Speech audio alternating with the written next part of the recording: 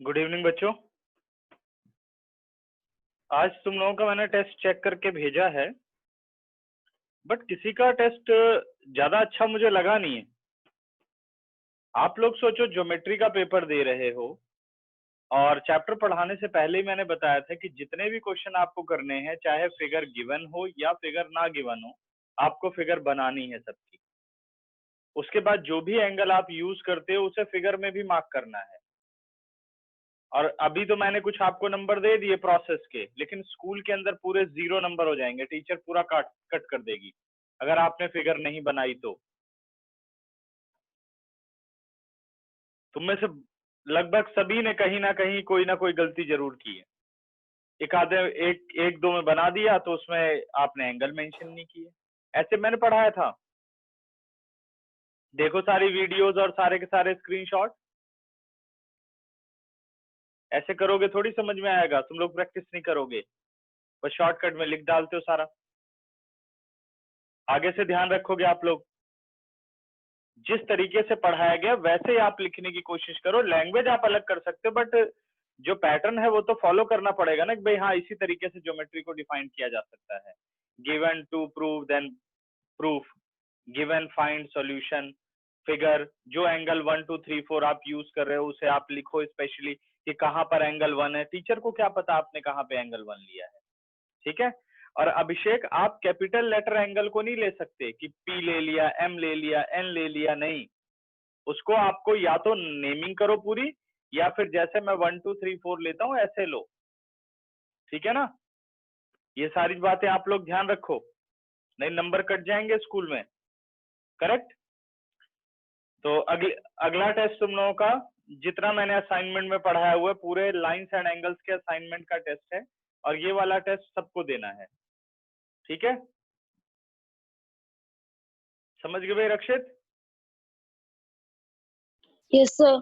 हाँ, तो असाइनमेंट की तैयारी कर लेनी है। असाइनमेंट तो मिल गया होगा ना, संडे को इसी का टेस्ट है, और टेस्ट टाइमिंग तुम लोगों के 6 to 7 है, ठीक। और अब की बार बहुत अच्छी तरीके से हर चीज लिखा होना चाहिए, हर एक रीजन अच्छी तरीके से लिखा हुआ होना चाहिए, ठीक है। तो आज मैं चैप्टर शुरू करने चल रहा हूं बच्चों, ट्राइंगल्स, ठीक है। अब आते हैं हम ट्राइंगल्स पर। आपका असाइनमेंट का टेस्ट है प्रेरणा, ठीक है। लाइंस एंड एंगल्स के असाइनमेंट का टेस्ट है 6 से 7 संडे को। जितने क्वेश्चन मैंने पढ़ाए हैं वो सारे आपको तैयार करने हैं, और बहुत ही डिटेल में पेपर लिखना, जैसे मैं समझाता हूं आपको वैसे ही पेपर करना है, ठीक है। चलिए जी, ट्राइंगल्स टॉपिक पर आते हैं। सभी अपनी एनसीईआरटी बुक ले लो और पेज नंबर 109 पर आ जाओ।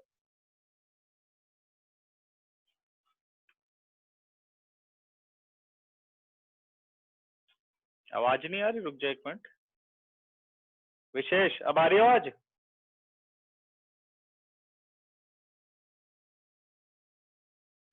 संडे को टेस्ट है 6 to 7 इवनिंग। किसका? Assignment, lines and angles assignment, ठीक है। चलो जी, अब बात करते हैं हम अपने नेक्स्ट टॉपिक की, जो कि है ट्राइंगल्स। ये भी ज्योमेट्री का नेक्स्ट टॉपिक है। मेरे हिसाब से यही अपने फर्स्ट टर्म का लास्ट टॉपिक होना चाहिए। अगर 13 चैप्टर किसी को पढ़ाया गया है, बता रहे थे आप लोग, तो फिर हम उसे पढ़ाएंगे, ठीक है। तो पहले इसे मैं खत्म करने चल रहा हूँ, ट्राइंगल।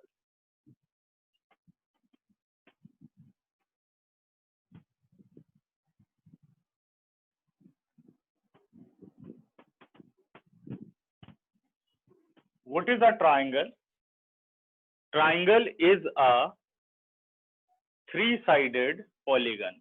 ट्राइंगल क्या होता है बेटे? 3-sided polygon. पॉलीगन का मतलब होता है any close figure, A B सी।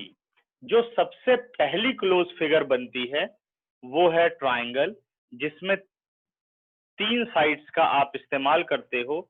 इससे कम साइड्स की कोई भी पॉलीगन नहीं होती, ठीक है। तो ये पहला पॉलीगन है।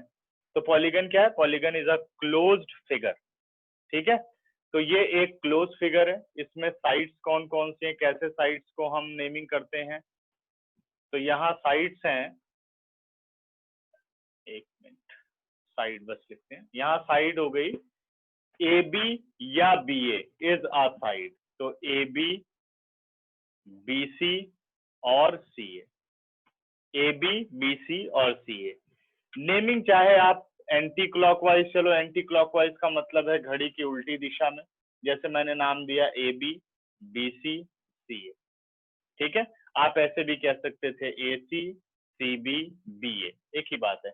A B and B A are same thing, B C and C B are same thing, C A and A C are same thing, क्योंकि ये सेम स्ट्रेट लाइन को रिप्रेजेंट करते हैं, ठीक है। ओके, साइड के बाद एंगल्स, ठीक है। एंगल कौन कौन से होंगे, ये जितने भी वर्टेक्स पर बन रहे हैं ये सब क्या है, एंगल। तो there are 3 angles, angle A, angle B and angle C. और एंगल में कौन सी एक प्रॉपर्टी होती है, वो होती है angle sum property. The sum of all angles of a triangle is 180 degree, और इसका यूज हम पिछले चैप्टर में करके आ चुके हैं। Angle A plus angle B plus angle C is equal to 180 degree, ठीक है।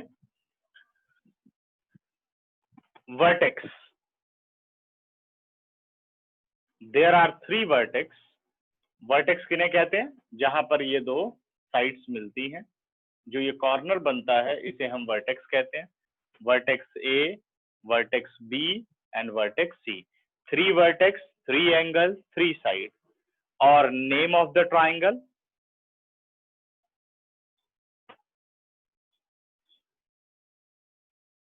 जो ट्राइंगल की नेमिंग है बेटा, वो हमेशा या तो एंटी क्लॉकवाइज करते हैं, किसी भी वर्टेक्स से आप शुरू कर सकते हो।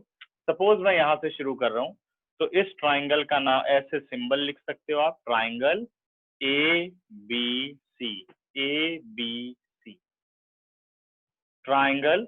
और इसी का नाम क्या कह सकते हो आप, A C B, triangle A C B. और क्या नेमिंग कर सकते हो, सी बी ए, कौन से डायरेक्शन में चल रहे हैं, clockwise, triangle C A B. और क्या नेमिंग कर सकता हूं, बी ए सी, अभी भी क्लॉकवाइज ही चल रहा है, और triangle B A C up to so on, ठीक है। ऐसे 6 नाम बनेंगे, तो नहीं 9 नेम बनेंगे, 3 taken 3 at a time, no no sorry 3 2 1, ठीक, 6 टाइम्स ऐसे नाम बन जाएंगे, ठीक है ना। तो क्या करना है कि आप किसी भी वर्टेक्स से नेमिंग को शुरू कर सकते हो, जो भी वर्टेक्स आप डिसाइड करोगे उससे या तो आप क्लॉकवाइज टर्न करो या आप एंटी क्लॉकवाइज टर्न करो, आपकी मर्जी है, क्लॉकवाइज या एंटी क्लॉकवाइज, क्लियर है। तो सी बी ए कोई भी आप तरीका अपना सकते हो, क्लियर। कृतिका कुछ कहना चाहते हैं आप,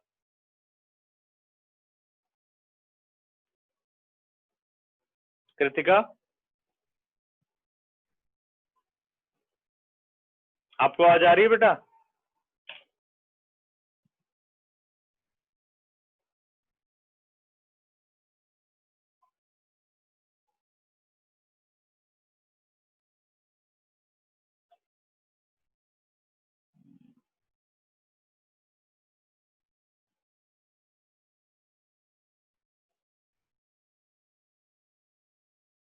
हाँ, जो ए बी सी है उसे हम वर्टेक्स बोलते हैं, ठीक है।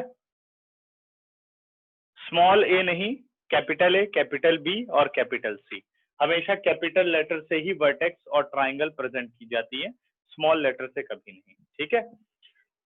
इसके बाद आते हैं बेटे कॉन्ग्रुएंस ऑफ ट्राइंगल। पहले समझते हैं कॉन्ग्रुएंट फिगर्स क्या होती हैं।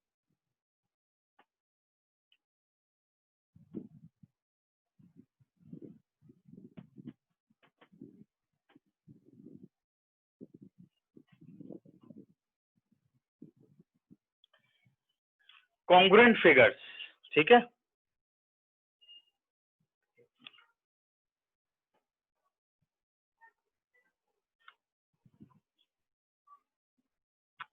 कॉन्ग्रुएंट फिगर्स, ठीक है।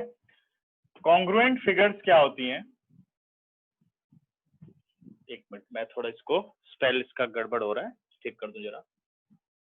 मैं कुछ और लिखना चाहता था।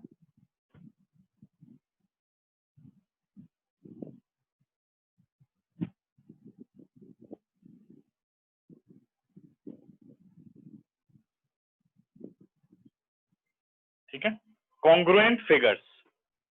कॉन्ग्रुएंट फिगर्स क्या होती हैं? जैसे हम नंबर सिस्टम में इक्वल टू का इस्तेमाल करते हैं, वैसे फिगर्स में कॉन्ग्रुएंसी का इस्तेमाल किया जाता है। ठीक है, जैसे 2 is equal to 2, 2 is equal to 4 minus 2, 5 is equal to 7 minus 2। तो नंबर के लिए हम क्या कहते हैं? Equal to. ऐसे ही कॉन्ग्रुएंट के लिए हम क्या कहते हैं कि जब किसी ज्योमेट्रिक फिगर को आपको इक्वल करना होता है तो उसे हम कहते हैं, वो फिगर्स क्या है? कॉन्ग्रुएंट है। जैसे मैं बात करूं कि एक सर्कल जिसकी रेडियस है r1, दूसरा सर्कल और इसकी रेडियस है r2, r1 और r2 दो सर्कल हैं और उनकी रेडियस कितनी है? r1 और r2। अगर इन दोनों की रेडियस हो जाए equal, if r1 is equal to r2, then इस सर्कल का नाम लिख रहा हूं सर्कल C1 और इस सर्कल का नाम लिख रहा हूं circle C2, then circle C1 is congruent with C2, C1 is congruent with C2।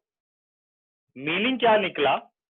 अरे बहुत सारे, क्या हुआ? सबको क्लियर दिख रहा है बेटा? बीच बीच में काफी लिंक टूट रहा है बच्चों का। आवाज और बोर्ड सबको क्लियर है? जरा एक बार हैंड रेज करना।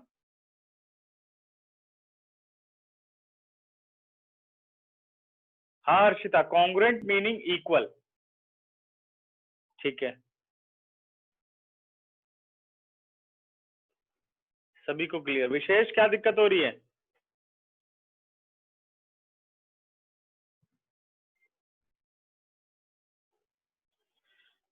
ठीक है, तो कॉन्ग्रुएंट का क्या मीनिंग है? कॉन्ग्रुएंट का मीनिंग है इक्वल, लेकिन कॉन्ग्रुएंसी किसमें लगती है बेटे?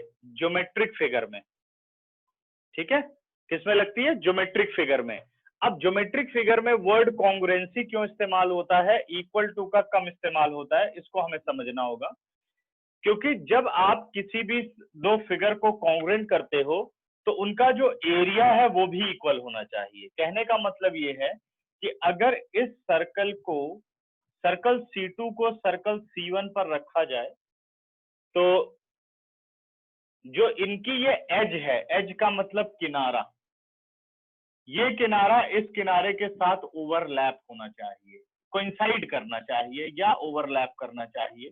ठीक है, जैसे आप दो कॉइन्स को रखते हो, तो जैसे मान लो 5 रुपीज के आप दो कॉइन्स रखो, तो अगर आप टॉप व्यू से देखोगे तो नीचे वाला कॉइन आपको नहीं दिखेगा, लेकिन किनारे से आप देखोगे तो आपको दोनों कॉइन दिखेंगे।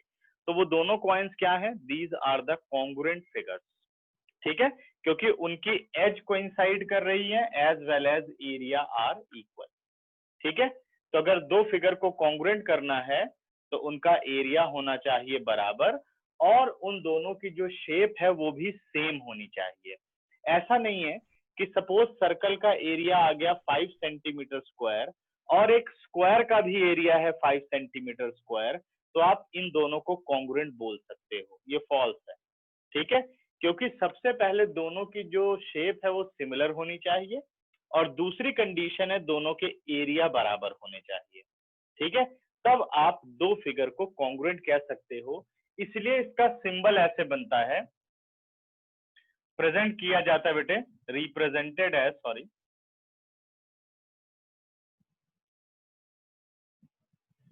Represented as C1 congruent with C2।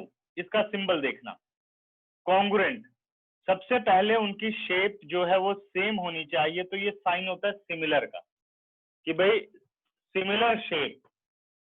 ये साइन होता है इक्वल टू का, and equal to in area, and equal in area, तो इसलिए ये सिंबल बन गया कॉन्ग्रुएंसी का, C1 कॉन्ग्रुएंट विद C2।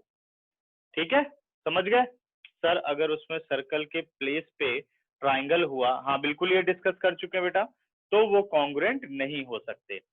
दो सर्कल, अगर सर्कल की बात करें कि भाई एक सर्कल के साथ ही कॉन्ग्रुएंट हो सकता है, इसलिए कहता है similar shape and equal area. ये वाला जो ऊपर वाला साइन है ये कहता है शेप सिमिलर है, एक जैसी है, और उनके एरिया बराबर है, तो इसलिए ये दोनों फिगर क्या हुई, कॉन्ग्रुएंट हुई। क्लियर है सबको? ठीक है, अब मान लो एक और लेते हैं, स्क्वायर वन,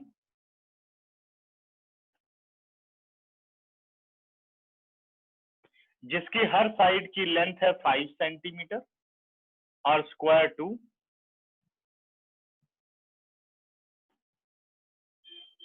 ठीक है, इसकी भी हर साइड की लेंथ है 5 सेंटीमीटर।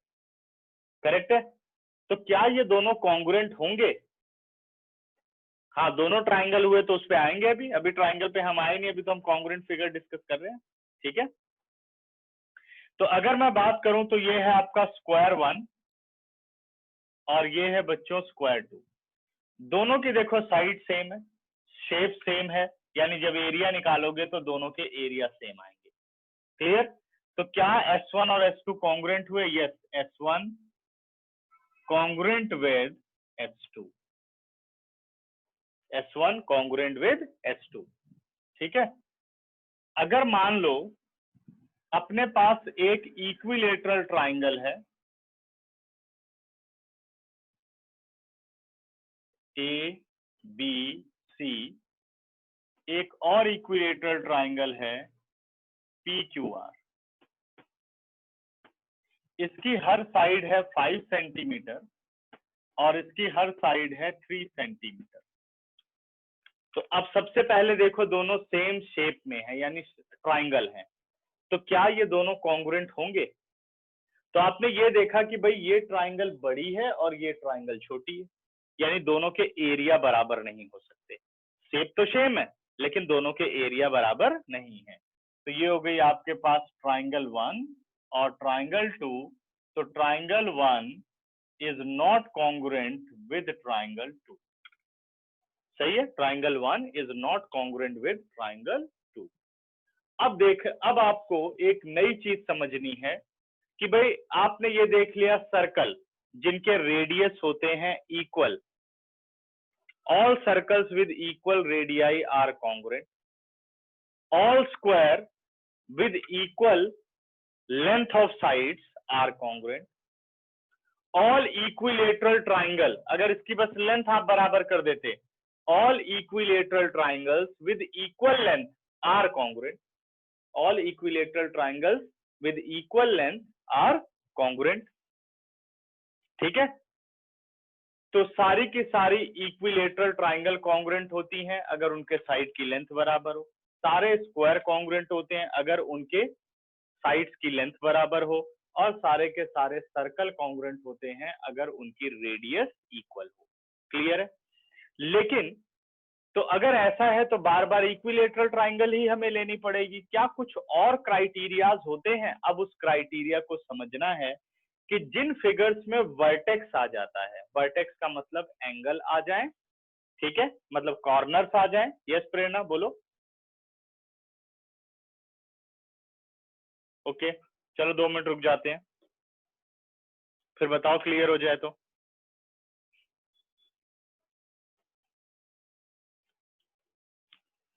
इतना आज गड़बड़ कैसे हो रही है? नेट तो सही है, तुम लोगों का नेट ठीक है, बाकी सबको ठीक आ रहा है, बस 2 ही 3 लोगों को प्रॉब्लम है। विशेष, नाउ क्लियर?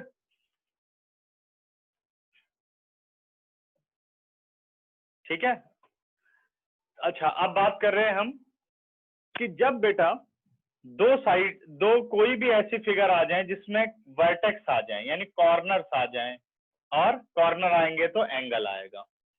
अब अगर चेक करना हो तो एक और तरीका यहां से निकलता है कॉन्ग्रुएंसी चेक करने के लिए। देखिए वो तरीका क्या है।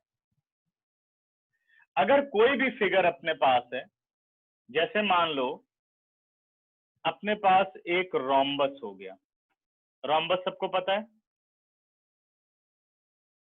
Rhombus is a parallelogram whose opposite sides are equal and parallel। एक रोम्बस हो गया ए बी सी डी, और एक और रोम्बस हो गया पी क्यू आर एस। इसकी भी बेटे हर साइड की लेंथ है 5 सेंटीमीटर और इधर भी है 5 सेंटीमीटर। अब ये पूछा जाए कि क्या ये दोनों रोम्बस बराबर होंगे, मतलब इक्वल इन एरिया होंगे? तो आपको ये कोई जरूरी नहीं है कि ये इक्वल इन एरिया हो, सॉरी इक्वल इन एरिया तो हो सकते हैं, लेकिन इसका एरिया होता है साइड इनटू ऑल्टीट्यूड। हाँ, कोई जरूरी नहीं कि इनका एरिया इक्वल हो। 5 सेंटीमीटर दे रखा है क्योंकि रोम्बस का एरिया होता है बेस इनटू हाइट। हर साइड इसकी भी 5 है, हर साइड इसकी भी 5 है, ठीक है ना। अब क्या ये कॉन्ग्रुएंट होंगे? तो कॉन्ग्रुएंसी चेक करने का पहला रूल क्या होता है कि जो कोरस्पॉन्डिंग साइड्स हैं, कोरस्पॉन्डिंग साइड्स होनी चाहिए बराबर।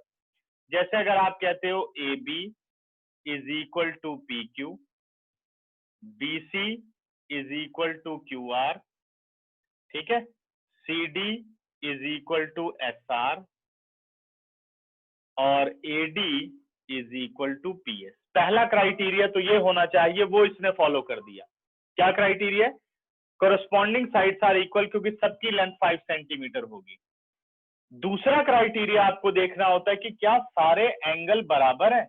जैसे angle A is equal to angle B, angle B is equal to angle Q, angle C is equal to angle R, और angle D is equal to angle S. अगर ऐसा है तो ये दो रोम्बस कॉन्ग्रुएंट होंगे। जहां ये चीज दिख जाए कि भाई एंगल के बारे में आप श्योर नहीं हो, तो वहां हमें ये क्राइटेरिया लगाना पड़ता है। अब यहां आप ध्यान दो, यहां भाई length of side 5 centimetre, square की हर साइड बराबर होती है, वो आ जाएगा। दूसरा आप देखो तो स्क्वायर का हर वर्टेक्स एंगल 90 होता है। देखो सारे एंगल तो कोरस्पॉन्डिंग एंगल बराबर ही हो जाएंगे, सब 90 है। तो angle as well as side are equal, therefore this is congruent.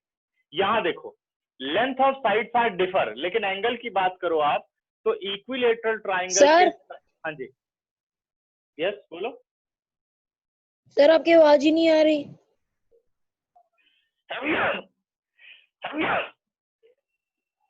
Rejoin कर एक बार।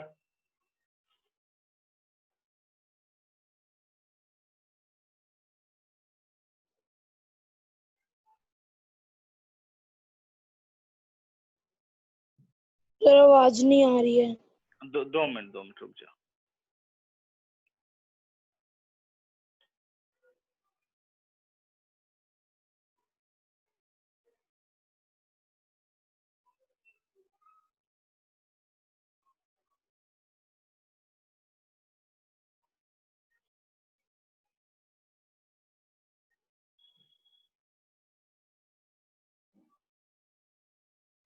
सर, एक बार मैं रीजॉइन कर लूं?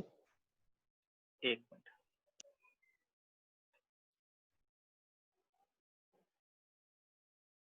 दो मिनट के लिए सभी वेट करो, मैं जरा वीडियो इसकी वो कर रहा हूँ, ठीक है, बंद। और अभी देखते हैं एक और तरीका लगा करके, क्या पता सही हो, ठीक है।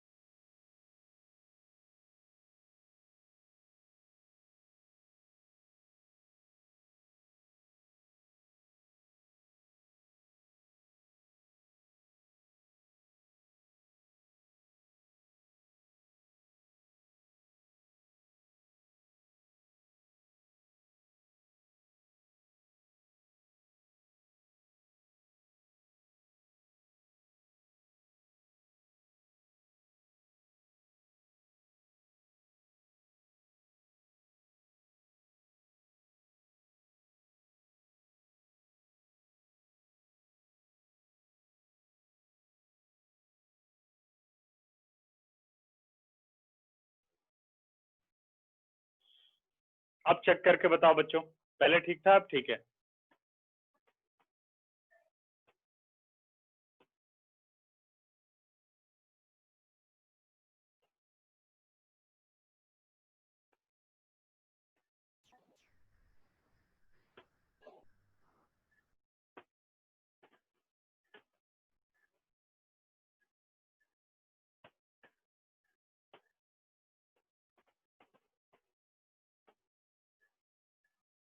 हैंड रेस करो जिसको बोर्ड और मेरी वॉइस ढंग से मिल रही है। फिक्स रहने देना सारा। Sir, your voice is clear now. अभी भी कोई सही नहीं है? Sir, होगा ठीक? हो गई ठीक? Yes, sir. बोर्ड पहले ज्यादा क्लियर है? Yes, sir. ठीक है। विशेष कृतिका करेक्ट?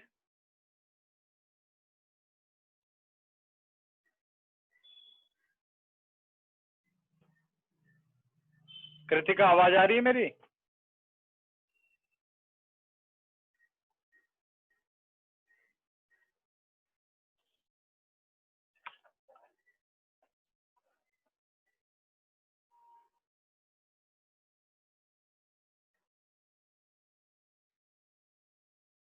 आप एक बार रिज्वाइन करो कृतिका। बाकी मेरे ख्याल से सबको ठीक है अभी।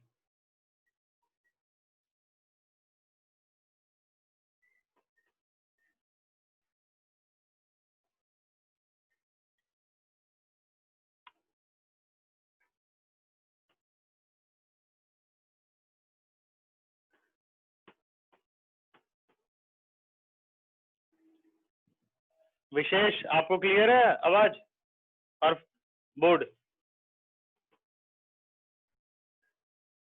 ओके ठीक है ना। तो अब जैसे बेटे ट्राइंगल की बात करें तो ट्राइंगल में देखो तो साइड्स अनइक्वल हैं, और लेकिन अगर आप एंगल की बात करो तो एंगल A60, B60, C60, इसी तरह से P60, Q60 और R60। तो एक इक्विलेटरल ट्राइंगल के एंगल कभी नहीं बदलते, सेम रहते हैं। स्क्वायर के एंगल कभी नहीं बदलते, वो भी सेम रहते हैं। सर्कल में अगर रेडियस बराबर हो गई तो एक ही क्वांटिटी होती है, ठीक है, जो उन दोनों को रिलेट करती है, तो एरिया अपने आप इक्वल आएंगे। तो कॉन्ग्रुएंट फिगर कौन सी हो गई? ऐसी फिगर जो सेम शेप में हो और इक्वल इन एरिया हो, वो कॉन्ग्रुएंट फिगर होती है। दूसरा मेथड क्या है बेटे कि अगर दो फिगर के कोरस्पॉन्डिंग साइड्स की लेंथ बराबर हो और कोरस्पॉन्डिंग एंगल बराबर। जो एक कोरस्पॉन्डिंग शब्द है इस पे अभी हम डिस्कस करेंगे, कोरस्पॉन्डिंग का मीनिंग क्या होता है, ठीक है ना, समझ गए? तो वो दो फिगर क्या होती हैं? कॉन्ग्रुएंट कहलाती हैं। अब आप सभी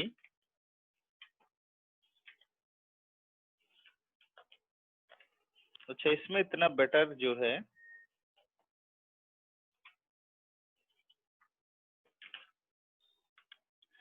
पेज नंबर बेटा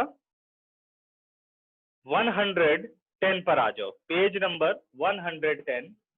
हर्षिता बोलो बेटा।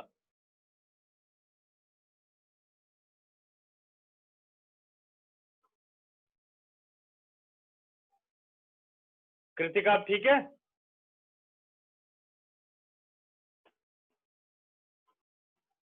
अच्छा कोई बात नहीं। अच्छा कृतिका अभी ठीक है, वॉइस आ रही है?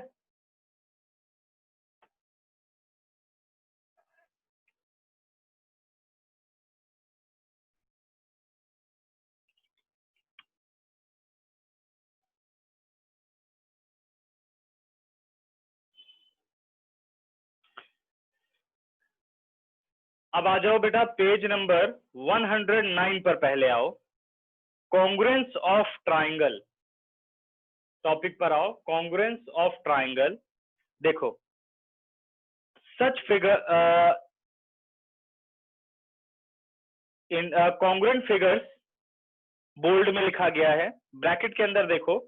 Congruent means equal in all respect और figure whose shape and size are both same. इसको मार्क कर लो।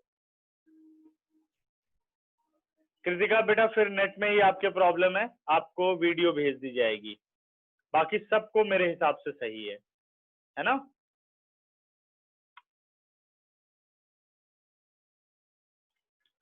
ठीक है, तो इसको मार्क कर लेना। Congruent means equal in all respect और figures whose shape and size are both the same। Next बेटा, इसके बाद हम आ जाते हैं पेज नंबर 110 और हम इन फिगर्स को डिस्कस करते हैं। Now which of the following figures are not congruent to the square in figure 7.3।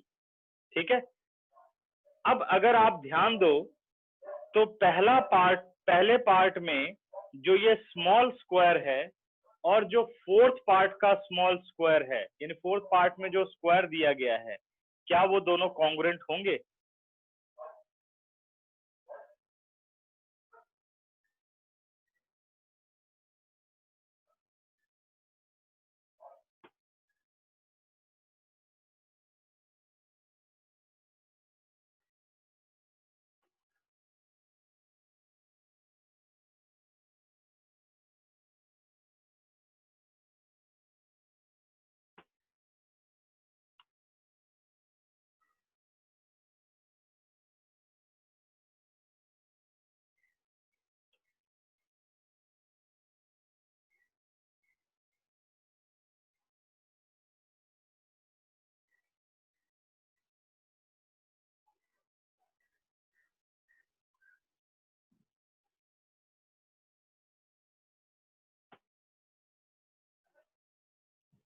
काफी दिक्कत हो, अभी तो सबको ठीक है, बाकी जितने अभी यहाँ पर हो ठीक है। तो अगर फर्स्ट और फोर्थ की बात करें तो वो एक कॉन्ग्रुएंट फिगर है, क्योंकि दोनों की शेप सेम है और साइज भी सेम है। अगर आप सेकंड और थर्ड की बात करो तो ये दोनों कॉन्ग्रुएंट नहीं हैं। अगर दोनों के आप एंगल की बात करो तो दोनों के एंगल तो इक्वल हैं, ठीक है, लेकिन दोनों की जो लेंथ ऑफ साइड्स है वो अलग अलग है, इसलिए सेकंड और थर्ड कॉन्ग्रुएंट नहीं हो सकते। फर्स्ट और सेकंड कॉन्ग्रुएंट नहीं हो सकता, फर्स्ट और थर्ड कॉन्ग्रुएंट नहीं हो सकता, but first and fourth are congruent. Second and third are not congruent, second and fourth are also not congruent. ठीक है,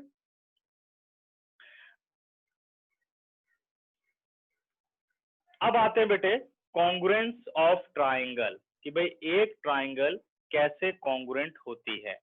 कॉन्ग्रुएंस ऑफ ट्राइंगल, इसका स्क्रीनशॉट लो फिर इरेज करो।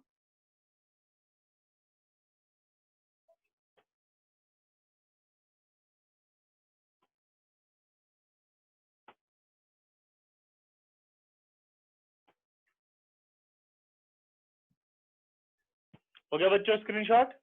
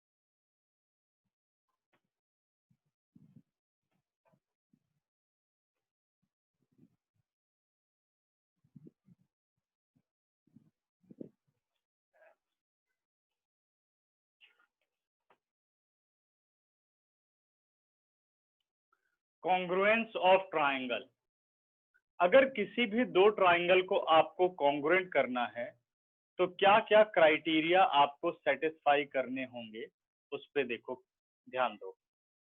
ये हो गई अपने पास ट्राइंगल ए बी सी और ट्राइंगल पी क्यू आर।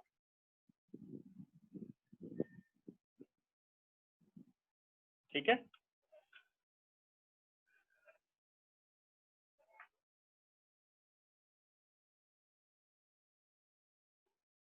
क्या वो सबको ठीक है, नजर आ रहा है? कंटिन्यू करूँ ना? ठीक है, कोई भी एक कंफर्म करो जिसको सब कुछ क्लियर हो। सर सब कुछ क्लियर है। ठीक है, ये आज कृतिका को बड़ी प्रॉब्लम हो रही है, उसका नेट नहीं सही चल रहा।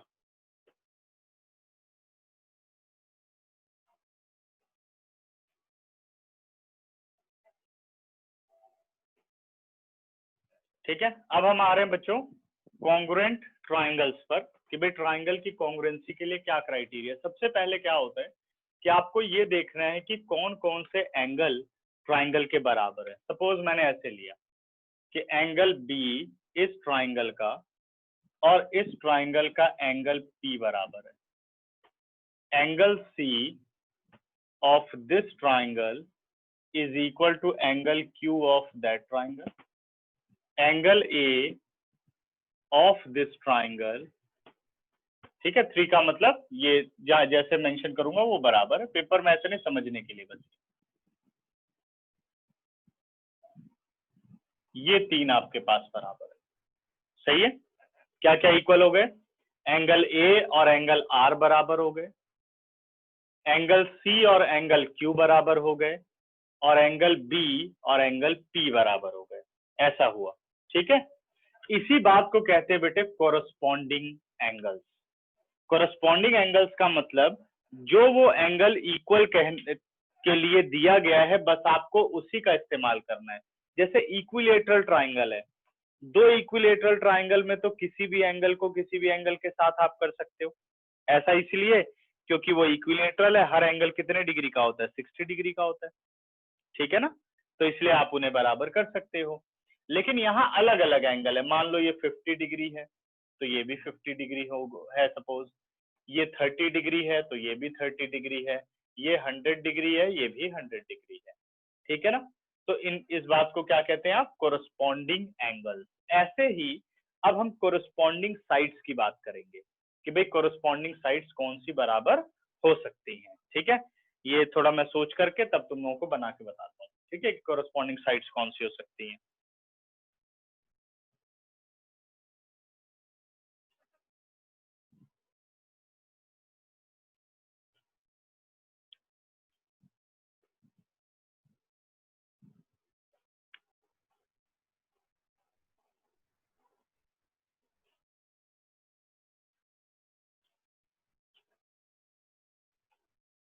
ठीक है, तो अब कोरस्पॉन्डिंग साइड्स जैसे उसने बोला कि भाई A B is equal to R P, A B is equal to R P, ऐसे साइड्स को इक्वल करते हैं। B C is equal to P Q, B C is equal to P Q, ठीक है। और तीसरा A C is equal to R Q, A C is equal to R Q, ऐसे दे रखा है। भाई ये लेंथ ऑफ साइड्स उसने बराबर दी और ये एंगल बराबर दिए, तो इसको हम क्या कहते हैं? Corresponding sides and corresponding angles. मेरे हिसाब से आप समझ गए होंगे कि क्या मतलब है कोरस्पॉन्डिंग का। ऐसा नहीं कि हर साइड हर एक साइड के बराबर हो सकती है, या हर एक एंगल के बराबर हो सकता है, ठीक है।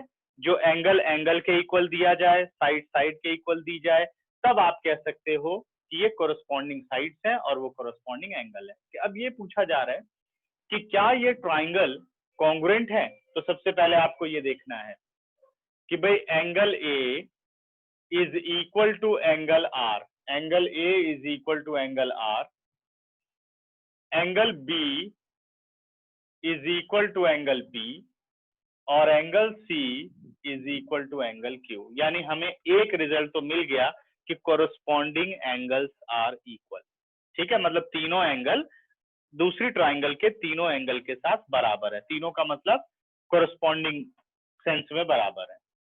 अब साइड्स की बात करें तो side A B is equal to P Q, side B C is equal to sorry बेटे, side A B is equal to P R. A B किसके बराबर है? पी आर के बराबर है। B C is equal to Q R. देखो अब naming मैं रेंडमली कर रहा हूं। A C is equal to sorry BC is equal to PQ है, सॉरी, और AC is equal to QR है, ये हमने लिख दिया। तो टोटल 6 रिजल्ट होते हैं एक ट्राइंगल में, 3 एंगल और 3 साइड। तो इसके 3 कॉरस्पॉन्डिंग एंगल इसके 3 कॉरस्पॉन्डिंग एंगल के बराबर है, और इसकी 3 साइड इसकी 3 कॉरस्पॉन्डिंग साइड्स के बराबर है। तो अब आप इन दोनों ट्राइंगल को कॉन्ग्रुएंट कह सकते हो कि yes these two triangles are congruent, क्योंकि 6 के 6 पार्ट इक्वालिटी ला रहे हैं। ठीक है, अब उसे हम लिखेंगे कैसे, सबसे इंपॉर्टेंट बात ये है। तो नेमिंग करते हुए जैसे आपने देखा कि AB और PR बराबर है, तो मैंने लिखा ट्राइंगल AB और इसको लिख दो ट्राइंगल PR, तो ये बन गया ट्राइंगल ABC, और इधर आ गया बेटे ट्राइंगल PRQ। अब आपको ये चेक करना होता है कि क्या आपने नाम सही लिखा है। नाम सही लिखने का मतलब है कि जैसे आप यहाँ पर साइड्स की नेमिंग ले रहे हो वैसे यहाँ पे आनी चाहिए। कैसे, देखो, जैसे AB is equal to PR, सही आ रहा है, AB is equal to PR, BC is equal to PQ होना चाहिए, लेकिन BC इज इक्वल टू क्या आ रहा है, RQ। इसी से पता चल गया कि नाम गलत है। ठीक है, इसी से क्या हो गया कि नाम गलत है। तो आपने क्या करना है, जो ये PR है इसे आपने कन्वर्ट कर देना है RP। अब चेक करो, AB is equal to RP, इससे कोई फर्क नहीं पड़ेगा कि PR है या RP है, बट आनी वही साइड चाहिए। AB is equal to RP, BC is equal to PQ, AC is equal to QR या RQ, सेम थिंग। तो अब इन दोनों के बीच में आपने क्या साइन लगा देना है, कॉन्ग्रुएंट। अगर ये नेमिंग गलत हो गई तो इसके मार्क्स कट जाएंगे, कोरस्पॉन्डिंग नेमिंग। एक मिनट बच्चों,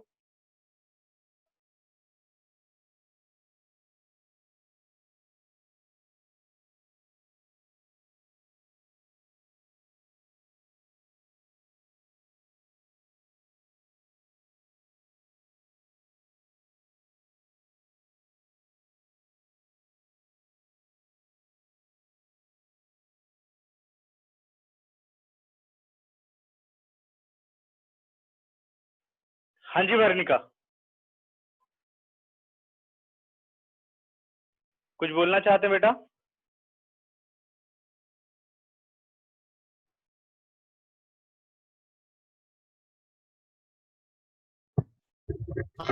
नो सर। आपका हैंड रेज है बच्चे। कृतिका, अभी मेरी आवाज आ रही है आपको? आपको ये बार बार दिखा रहा है कि you are not in meeting, क्योंकि बेटे सबको तो आ रहा है सही, तो जूम नेटवर्क में तो प्रॉब्लम नहीं हो सकती है। एक बार दोबारा हैंड रेज कर दो भाई, कितनों को सही है?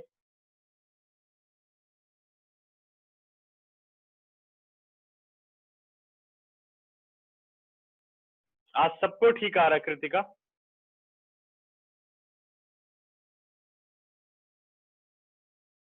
ठीक है, तो इस पर थोड़ा ध्यान लगाओ, ध्यान दो अपने इंटरनेट पर। ठीक, अच्छा, नहीं मेरे नेटवर्क में बेटे अगर प्रॉब्लम आती तो सबको प्रॉब्लम आती, बाकी सबका ठीक चल रहा है। या है बच्चों कोई प्रॉब्लम किसी को? हर्षिता,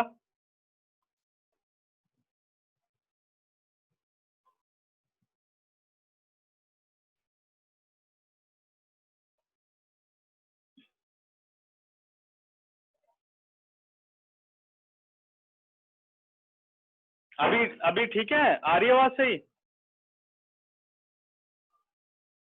अच्छा, चलो आगे बढ़ते हैं फिर। तो अब आपको समझना होगा बेटे नेमिंग का। नेमिंग में देखो, angle A is equal to angle R satisfy, angle B is equal to angle P satisfy, angle C is equal to angle Q satisfy. अगर ऐसा नहीं आप नेमिंग कर पाए तो आपके मार्क्स कट जाएंगे। क्लियर है, समझ गए? तो ये ध्यान रखना है कि जब आपको ये वैल्यूज दी जाए उसी के अकॉर्डिंग आपको नेमिंग को करेक्ट करना होगा। बस एक वर्टेक्स को आपको चेंज करना होगा। एक से आप पता लगा लेंगे, AB और PR लिख दोगे, यानी ABC और PRQ, अब देखो कौन सा इंटरचेंज करना है आपको पता चल जाएगा। क्लियर है ना? ठीक है। अब आते बेटे कि हमेशा ऐसा नहीं कि 6 के 6 रिजल्ट आपको चाहिए, तो उसे हम कहते हैं, समझ नहीं आया कोई बात नहीं, अभी अब आगे और आना शुरू होगा, रुक जाओ अभी इतना ध्यान रखो कि हाँ नेमिंग करना एक इंपॉर्टेंट पार्ट है, ये ध्यान रखो, अपने आप आ जाएगा। अभी देखते हैं। अब आते बेटे criteria for congruency.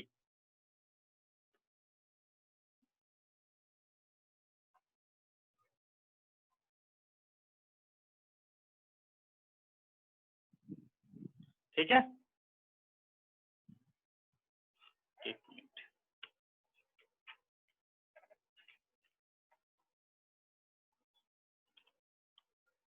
Criteria for page number 112, topic का नाम यहाँ थोड़ा अलग है आपके इसमें, क्राइटेरिया फॉर कॉन्ग्रुएंस।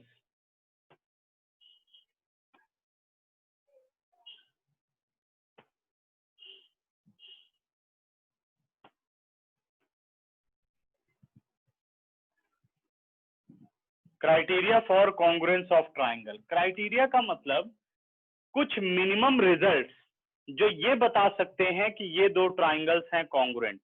अब देखते हैं वो मिनिमम रिजल्ट्स क्या हैं। ठीक है, तो सबसे पहला क्राइटेरिया होता है बेटा S S S, S S S, जिसे कि हम कहते हैं साइड, साइड और side criteria.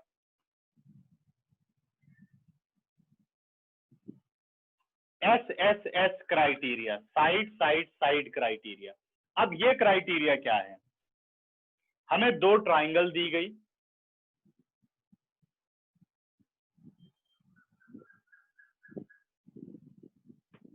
Triangle A B सी और ट्राइंगल पी क्यू आर।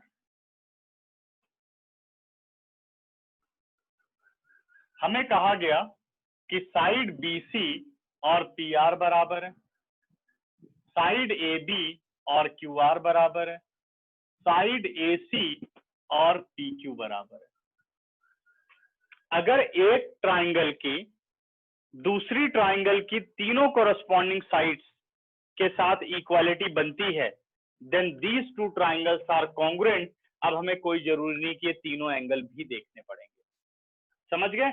तो पहला क्राइटेरिया क्या है? Side side side criteria. अगर ट्राइंगल ABC की तीनों साइड ट्राइंगल PQR की किसी भी तीन साइड यानी कोरस्पॉन्डिंग साइड्स के बराबर हैं, तो वो ट्राइंगल्स क्या होगी? कॉन्ग्रुएंट। जैसे ये 5 सेंटीमीटर, ये 7 सेंटीमीटर, ये 9 सेंटीमीटर, ऐसे ही यहाँ लेंथ आ जाए। ठीक है, तो अब पूछा जा रहा है क्या ये दोनों ट्राइंगल कॉन्ग्रुएंट है? तो हम कहेंगे yes, these two triangles are congruent.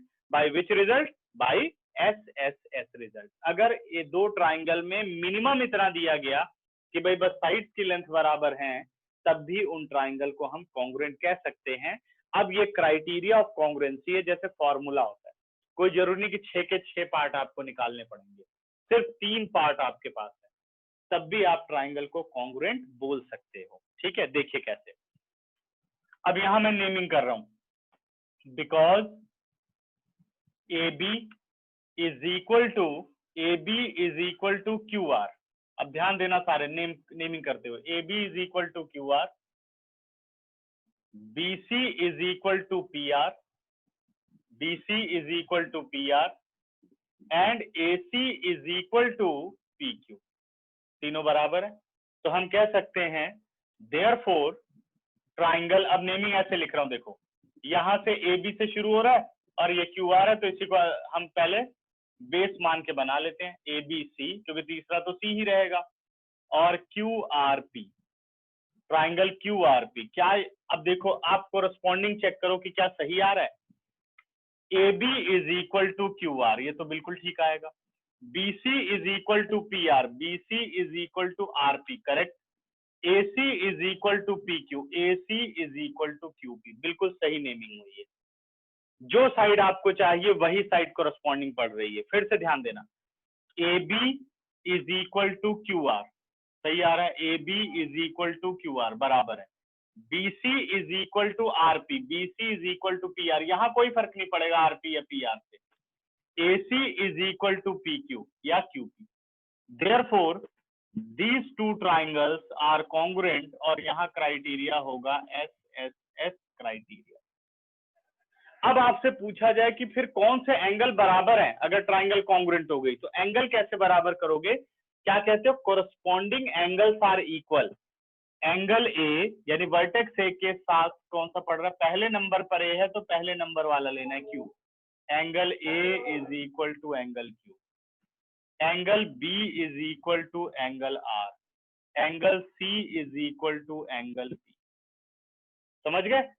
अगर तीन साइड से आपने कॉन्ग्रुएंसी प्रूव कर दी, तीन रिजल्ट से कॉन्ग्रुएंसी प्रूव हो गई, तो बाकी के तीन रिजल्ट अपने आप बराबर हो जाते हैं आफ्टर द कॉन्ग्रुएंसी। और इस रिजल्ट को क्या बोला जाता है? इसको बोलते हैं बाई CPCT। यानी CPCT का मतलब है corresponding parts of congruent triangle, CPCT। तो इसको हम कहते हैं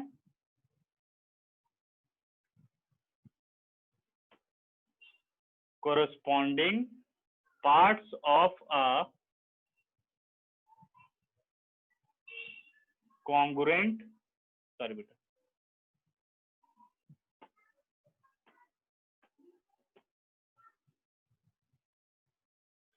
corresponding parts of a congruent triangle। क्या रीड करते हैं? CPCT। स्मॉल लेटर्स में भी लिख सकते हो, कैपिटल लेटर्स में भी लिख सकते हो, ठीक है, कोई फर्क नहीं पड़ेगा। और CPCT कोई फर्क नहीं पड़ेगा, ठीक है, मैं कैपिटल लेटर में ही लिखता हूं। तो CPCT क्या हुआ? Corresponding parts of a congruent triangle. किसी भी तीन रिजल्ट से ट्राइंगल कॉन्ग्रुएंट हो जाए, यहाँ टोटल 6 रिजल्ट होते हैं। अभी हम क्राइटेरिया पढ़ेंगे और हर जगह तीन रिजल्ट का इस्तेमाल करेंगे। जब उससे ट्राइंगल कॉन्ग्रुएंट हो जाए तो बाकी के जो तीन रिजल्ट होंगे वो बराबर कहे जाएंगे, और उसको हम क्या नाम देते हैं?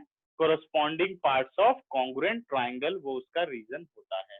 हाँ जी प्रेरणा, अब नेमिंग समझ में आई?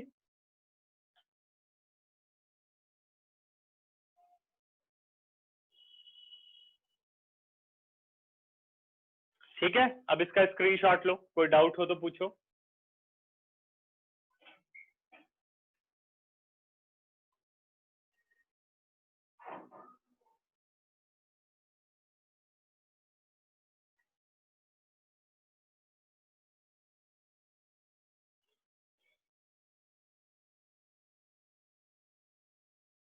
इरेज करो बच्चों इसे।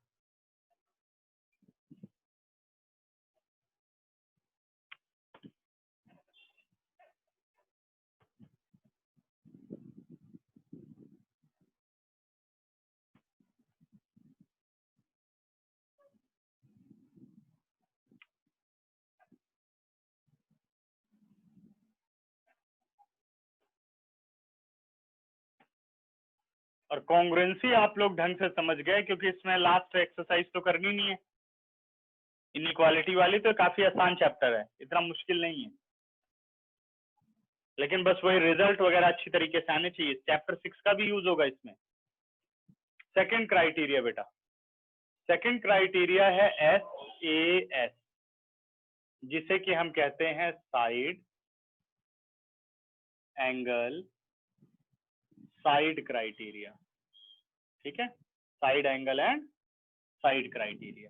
अभी भी देखो तीन यूज हुए हैं, दो साइड है एक एंगल है। अब ये कैसे आएगा क्वेश्चन कि मान लो एक ट्राइंगल की दो साइड्स हैं इक्वल और उनका एक इंक्लूडेड एंगल हो बराबर। देखो वर्ड इंक्लूडेड एंगल, इस पे ध्यान देना। ये हो गई ट्राइंगल ABC और ट्राइंगल PQR। मान लो उसने हमें कहा कि side AB is equal to PR और side BC is equal to QR। ठीक, तो अब आप ध्यान देना कि यहां पर कौन कौन सी साइड ली गई है, BA और BC। तो ये 100% होगा कि उसको एंगल B ही आपको देना पड़ेगा। नहीं दिया है तो हम ये क्राइटेरिया नहीं लगा सकते। इसको कहते हैं इंक्लूडेड एंगल, मतलब जिन साइड्स का आप इस्तेमाल कर रहे हो वही दोनों साइड एंगल की आम होनी चाहिए। ठीक है, तभी आप कह सकते हो कि ये एक इंक्लूडेड एंगल है। ठीक, तो कौन कौन सी आर्म्स हो गई, BA एंड BC। अगर एंगल C और एंगल A कहा जाए तो it is not a included angle, ठीक है। इसी तरीके से यहां हमने कौन सी साइड इस्तेमाल की है, QR और PR, तो इसका इंक्लूडेड एंगल क्या हुआ, R। यही एंगल बराबर होने चाहिए।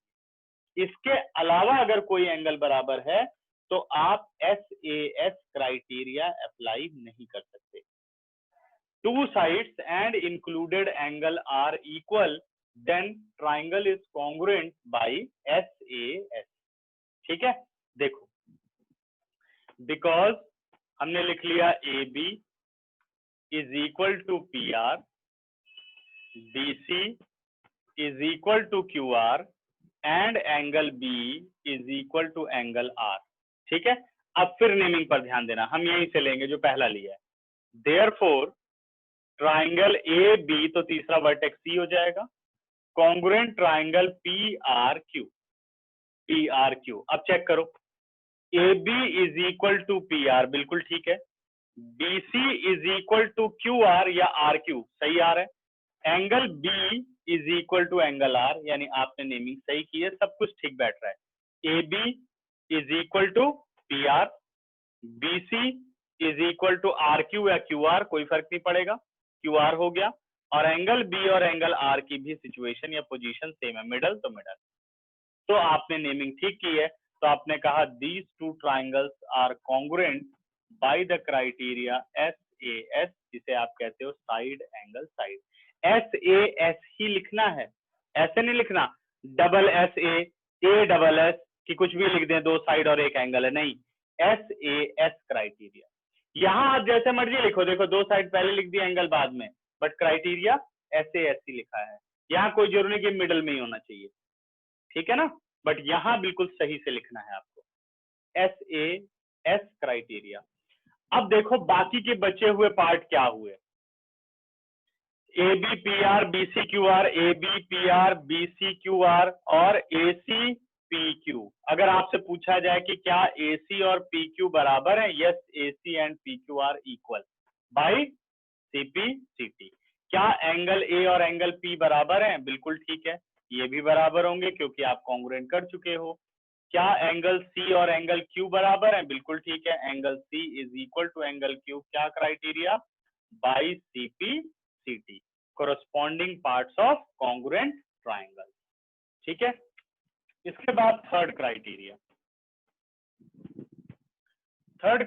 बेटे ASA, जिसे कि हम बोलते हैं एंगल साइड एंगल। अब यहां पर भी वही बात है, दो एंगल और साइड, कौन सी साइड, एक साइड नहीं, कोई भी साइड नहीं, included side. Two angles and included sides are equal. ठीक है, तो ये हो गई अपने पास ट्राइंगल ABC और ट्राइंगल PQR।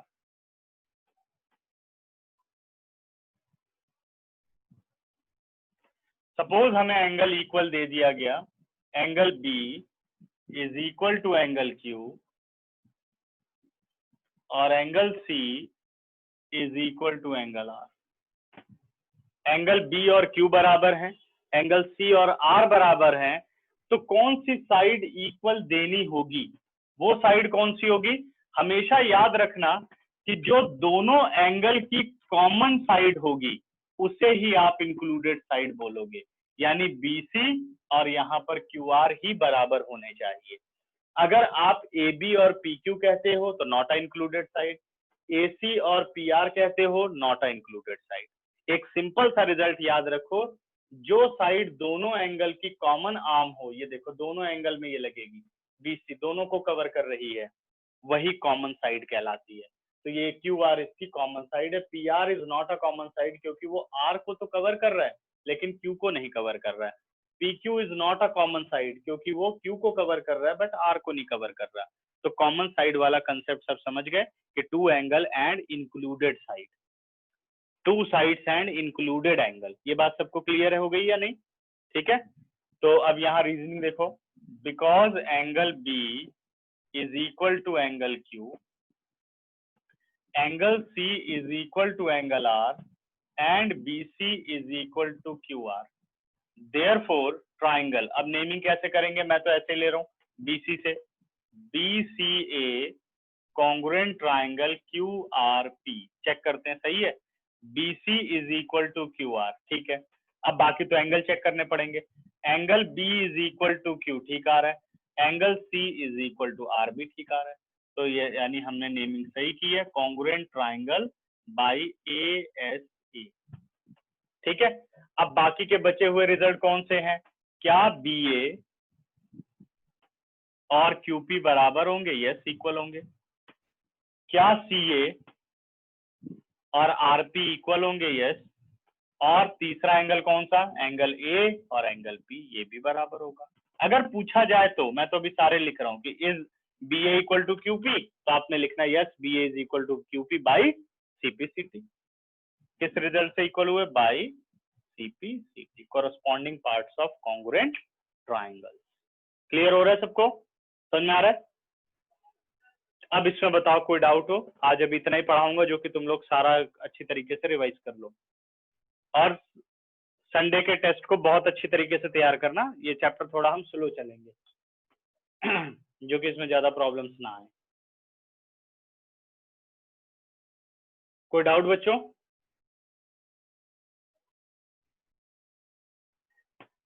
इसको बहुत अच्छी तरीके से अगली क्लास तक रिवाइज कर लेना, अभी कोई होमवर्क नहीं है, बस इसे रिवाइज करना है और असाइनमेंट आपको तैयार करना है टेस्ट के लिए, ठीक है। चलो फिर स्क्रीनशॉट लो, क्लास एंड कर रहा हूं मैं।